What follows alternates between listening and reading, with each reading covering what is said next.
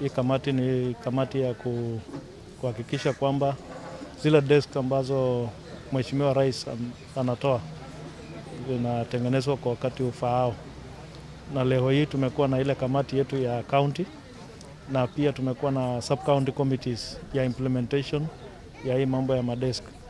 Na hapa Mombasa tunatarajia kwamba kwa muda wa mwezi mmoja ujao tutakuwa tumetengeneza madawati na viti ya kutosha shule kadhaa ambazo zimechakuliwa.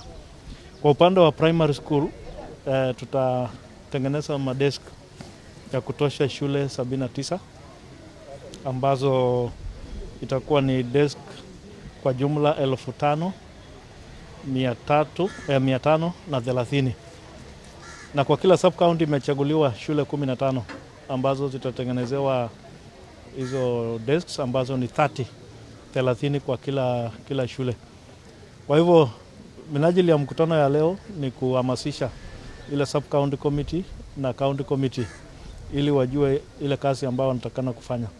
Na ile kazi muhimu zaidi ambayo watafanya kwanza ni kutambua hizo shule ambazo zitasaidiwa katika sehemu ya primary na pia katika sehemu ya secondary.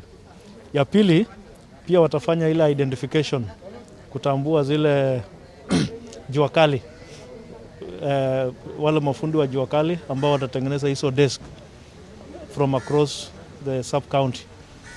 Na wako na siku 2 tu ya identify hizo workshops ambayo itatengeneza hizo desk.